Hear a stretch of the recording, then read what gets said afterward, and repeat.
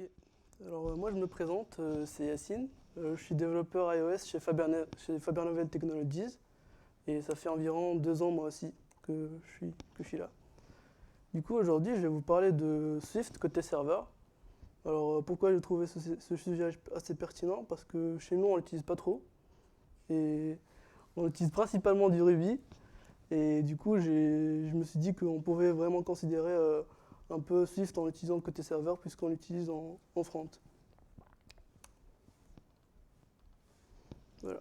Alors, tout d'abord, je vais vous présenter pourquoi Swift est une solution viable côté serveur et les frameworks qui sont utilisés côté serveur sur Swift, enfin qui ont été créés, qui sont vraiment utilisés en production.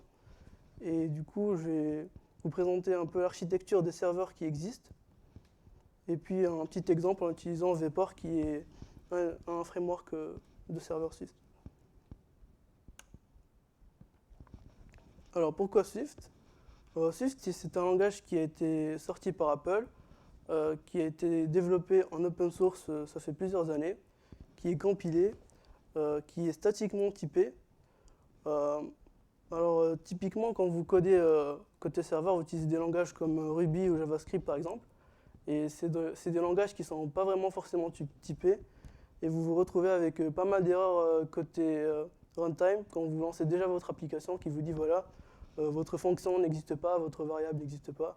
Et ça peut être des erreurs qui peuvent vraiment être catchées à la compilation. Ça, c'est un go plus. La deuxième raison, c'est que c'est un langage compilé. On a directement les binaires sur le serveur. Et puis, ça prend beaucoup moins de place. C'est un langage qui a été créé vraiment pour le mobile, qui prend pas beaucoup de ressources. Et du coup, côté serveur, ça nous minimise un peu les coûts côté RAM et CPU. Swift, c'est le langage qu'on utilise. On, est, enfin, on utilise Xcode tout le temps. Et du coup, on est à l'aise avec ce langage et pourquoi pas on l'utiliserait côté serveur. Aussi, depuis qu'il est open source, il est cross-platform aussi. Du coup, il y a Foundation qui marche sur Linux. Et ce qui s'est passé, c'est qu'il y a plusieurs gars qui se sont dit que voilà, nous on va utiliser côté serveur avec Linux. Et ils ont créé leur propre framework. Et puis voilà, Apple supporte le langage côté iOS aussi que côté serveur. Alors les frameworks qui existent, ce sont trois principalement. Il y a Kitora. Kitora, c'est un framework qui a été développé par IBM. Du coup, c'est IBM qui a vraiment créé pas mal d'outils pour supporter son framework. Par exemple, une application Mac pour importer directement des packages. Oups. Importer directement des packages. Ou bien une ligne de commande pour déployer facilement sur Bluemix, qui est la plateforme cloud d'IBM. Alors il y a Perfect aussi. Perfect, c'est un framework qui est vraiment facile à utiliser. Il a une documentation vraiment énorme et c'est vraiment facile à prendre en main. Aussi, Perfect nous donne des outils pour déployer facilement sur AWS, sur Amazon du coup. Et finalement, on a Vpor. Alors Vpor, c'est le framework le plus connu qui a la plus grande communauté. Sur GitHub, il a 16 000 stars environ. Et c'est le framework que je vais vous présenter parce qu'il est vraiment simple à utiliser et utilise les features qui sont disponibles sur Swift 2, Swift 4.2 par exemple, comme Codable. Alors, côté architecture de serveur, nous avons principalement deux architectures qui sont utilisées sur les serveurs qu'on trouve en production. La première que vous voyez à droite, c'est à votre gauche du coup, à votre gauche, c'est un thread par connexion. Alors nous avons un thread qui accepte les connexions et un thread pool voilà, qui reçoit ces connexions et qui fait son processing derrière. Et la deuxième, c'est on a un seul thread qui gère tout le serveur et il a une queue. Et avec cette architecture-là, on peut implémenter ce qu'on appelle les non-blocking I/O. C'est qu'on va faire des appels système qui ne seront pas bloquants. Et le CPU peut accepter d'autres requêtes en attendant que le système fasse le processing nécessaire, par exemple, appelle la base de données, fasse d'autres appels réseau, ou bien lire dans un fichier ou créer un fichier, par exemple. Et du coup, côté Swift, on a une architecture un peu différente de cela. En fait, les trois frameworks utilisent Swift Neo, si vous connaissez. C'est un framework, c'est une librairie en fait qui est bas niveau, qui a été créée par Apple pour supporter un peu les trois frameworks. Alors cette librairie, elle a été créée il y a environ 1 an, donc elle est assez récente. Et il y a, pour le moment, d'après ce que je sais, c'est juste Vapor qui s'est plugué dessus. Du coup, Vapor, il utilise Swift Neo, et Swift Neo, elle gère toute la couche HTTP, les réseaux et architecture de trading, par exemple. Et l'architecture de Swift Neo, c'est quoi? En fait, c'est une combinaison des deux. On a la notion de event loop ou group. En fait, on a une event loop, comme je l'avais expliqué, mais par thread. Du coup, on a un thread pool qui contient plusieurs event loops. Chaque event loop, elle a une queue, et elle déqueue en fait les requêtes utilisateurs pour faire son processing derrière. Et du coup, on utilise vraiment toutes les ressources de la machine pour ça. Alors, Vapor, en fait, nous donne aussi une ligne de commande très facile à utiliser.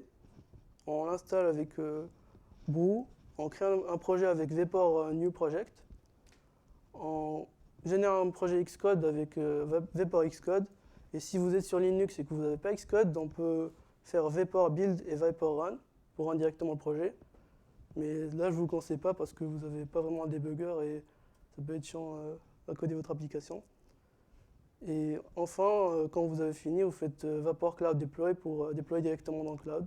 Derrière, ça utilise Heroku. Et du coup, c'est sur Amazon. Vous déployez directement sur Amazon. Alors là, je vais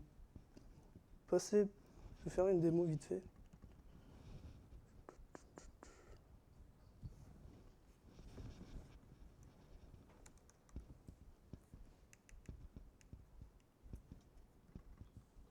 La souris ne marche pas.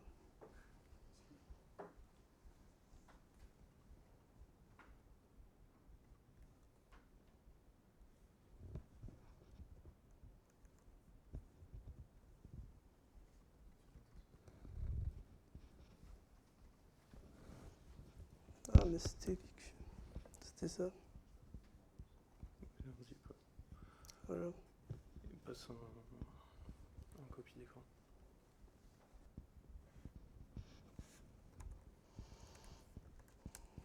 Du coup, je vais ouvrir la ligne de commande. Ici, pour créer un projet, j'ai déjà Vapor d'installer, donc je fais Vapor New Project. Ah, vous voyez pas trop. Ah. C'est vrai que c'est pas visible.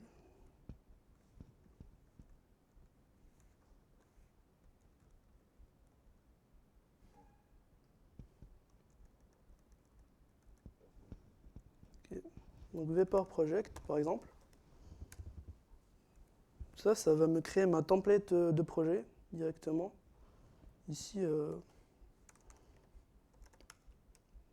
si on va dans le dossier du projet, on fait un ls, on remarque qu'il n'y a pas vraiment de Xcode Project.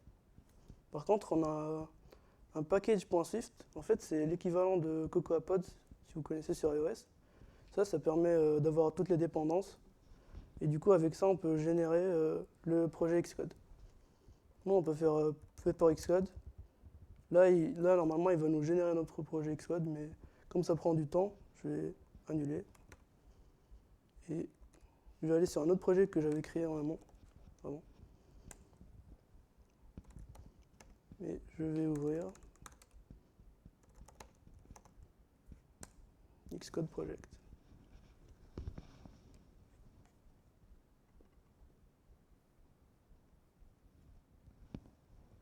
Vous voyez bien?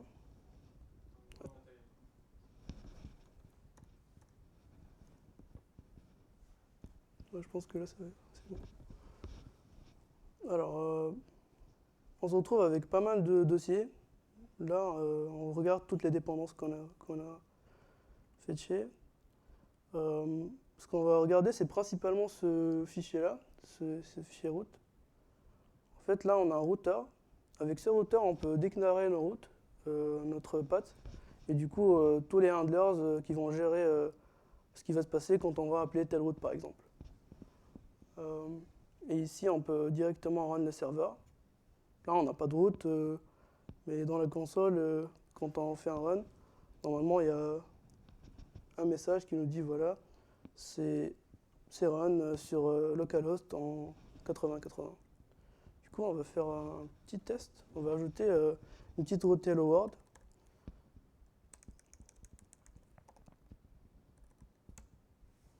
Voilà comment ça marche. On lui dit router get hello. Hello, c'est notre path.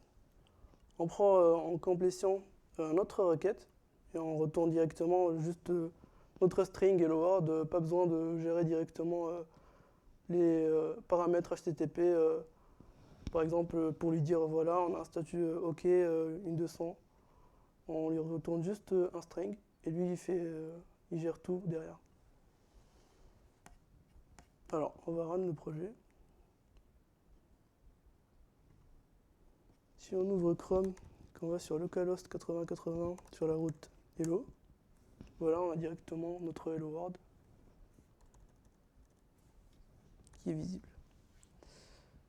Voilà, maintenant, ce qui serait plus intéressant, c'est de prendre en paramètre, par exemple, une string ou un an, pour lui dire voilà, moi je veux une route qui prend hello plus un an et je veux afficher hello plus le nom. Voilà, valable.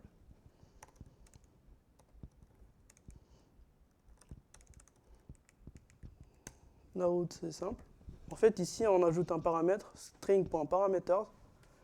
Et du coup, ce qui va se passer, c'est qu'on va pouvoir l'appeler avec hello / notre string. Du coup, il prend en paramètre la requête, il retourne un string. Et là, on va essayer de le parser depuis l'URL et de le retourner directement dans notre string hello name. On va tester ça. Sur Safari. Hello Yacine. Voilà. Alors, ce qui serait encore plus intéressant, c'est de pouvoir retourner directement des données JSON. Alors, comment on fait? On va créer juste une structure qu'on va retourner. Comment ça marche?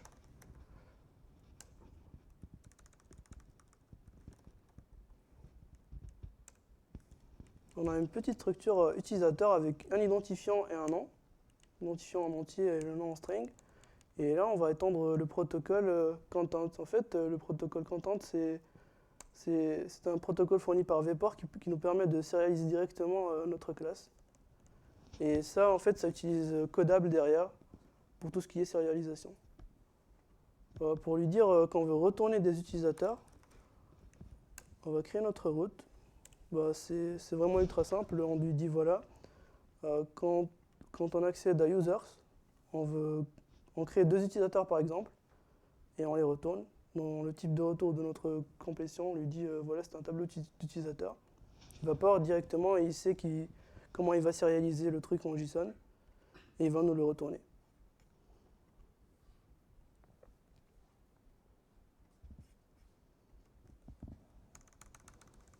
Si on va sur /users, voilà, on a un petit JSON avec un ID et un name pour les 2 utilisateurs qu'on a créés. Alors Vpor nous permet aussi de manipuler la base de données. Et du coup, on a un ORM qui utilise un pattern très utilisé dans le monde Ruby et sur Laravel, si vous connaissez en PHP. C'est le Active Record. Alors comment ça marche?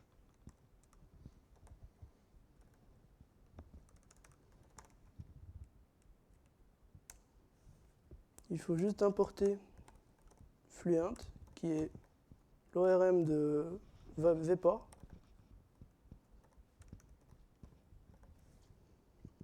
Et on crée une struct user qui conforme, en plus de content, les deux protocoles SQLite Model pour le mettre dans la base de données SQLite, et migration pour créer les tables et faire nos migrations dans la base de données. Ici, il prend un identifiant qui est un optional et un nom. Et puis, on pourrait l'initialiser directement avec le nom. Alors, pour retourner des utilisateurs, comment ça marche? On crée notre root users, on reçoit la requête, et là, on lui dit user.query onRequest all. En fait, ces méthodes-là, on les a gagnées, on va dire, avec notre SQLite model. Et du coup, ça nous permet vraiment de manipuler la base de données très facilement. Là, on va récupérer en fait tous les utilisateurs qui sont dans la base de données pour les retourner. Ici, vous voyez qu'on ne retourne pas un tableau d'utilisateur, mais un futur de tableau d'utilisateur. Pourquoi futur? Parce que, comme je vous ai expliqué plus tôt, toutes les requêtes en base de données et en lecture de fichiers se font en asynchrone. Et du coup, on ne les a pas directement, mais ce sont des appels qu'on va faire en asynchrone et du coup, on va les récupérer plus tard. Du coup, on va récupérer un futur de utilisateur. Alors, là, on n'a pas vraiment d'utilisateur dans la base de données. Du coup, ce serait bien qu'on puisse les créer. Nous allons créer une requête, une route pour poster les utilisateurs. Comment ça marche? On lui dit voilà, nous on veut un post. On veut poster quoi? C'est notre entité user, @user. En fait, ça c'est le path. Donc user, il va recevoir un JSON de type user. Là, dans la complétion, on a directement notre requête et notre objet user qui est directement sérialisé pour nous. Et on retourne un futur de HTTP response status. Pourquoi un futur? Parce qu'on va le sauvegarder dans la base de données. Et du coup, cette opération, on va la transformer en OK, qu'on va retourner au client. Alors, un petit test. Voir si ça marche.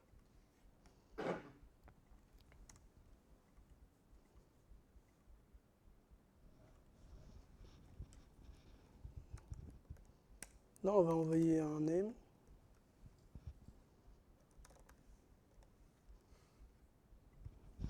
On poste à la route user. Alors ici, vous voyez quand on a une erreur, en fait, il nous dit que voilà, le modèle n'existe pas. La table en fait du modèle user n'existe pas dans la base de données. Pourquoi? Parce qu'il faut ajouter en fait ce user dans notre pipeline de migration, on va dire, qui est dans notre fichier de configuration au tout début. Là, on fait toutes nos configurations au début. On dit voilà, on veut utiliser notre base de données SQLite, mais ce sera juste en mémoire. On ne va pas utiliser le disque dur, ce qui fait que quand on reset notre serveur, on n'aura pas de données. Et là, on a une migration config. Et la migration config, on va lui dire migrations, add model. Là, c'est notre user dans la base de données SQLite, par exemple. Si on relance le serveur, et on refait la même requête, voilà, on a une réponse 200, comme on avait retourné. Et du coup, si on va dans notre root users, qui est en get, cette fois, voilà, on a un tableau d'utilisateurs avec notre utilisateur Denis qu'on vient de créer.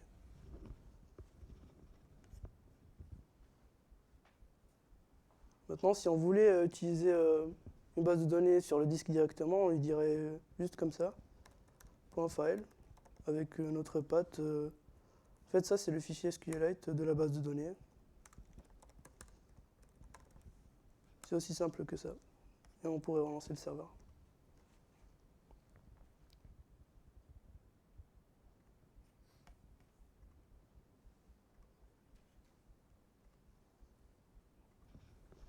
Là, je vais poster 2 utilisateurs.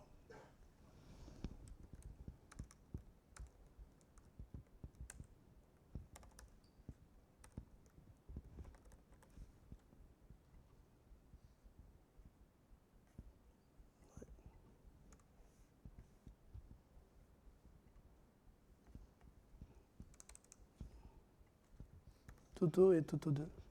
Je n'ai pas, j'ai pas d'inspiration. On va retourner. Voilà, on a nos deux utilisateurs. Et là, ce qu'on va faire, c'est que on va fermer le serveur. On va créer une nouvelle route pour avoir un utilisateur avec son identifiant. Alors, comment ça marche? C'est... Je n'ai pas ça. Voilà. Donc, dans user, on va avoir un entier comme paramètre. On va prendre en paramètre la requête dans notre complétion. On va essayer de parser cet entier-là. Et on lui dit user.find avec notre identifiant. Et ça, en fait, ça va nous retourner un optional de user. Et du coup, si on ne le retrouve pas, on retourne à un not found. Là, on force un wrap. Et si ça ne marche pas, enfin, on unwrap et si ça ne marche pas, on aborde avec un not found. Du coup, on va retourner un 404 si l'utilisateur n'existe pas. Maintenant, si je relance le serveur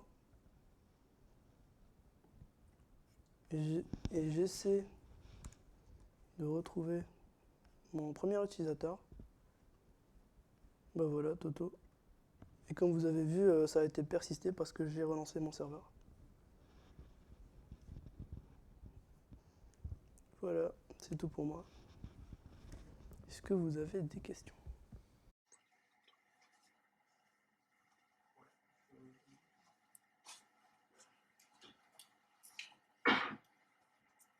Là, tu as commencé d'abord, du coup, et au niveau des supports sur les bases de données, c'est assez large ou enfin, là, tu as montré pour SQLite, mais moi je pense aux autres types de bases de données.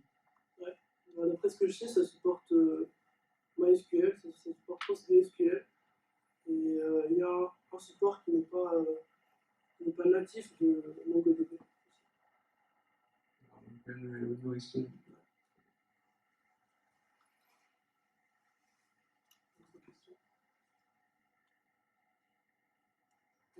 Je vais passer la main.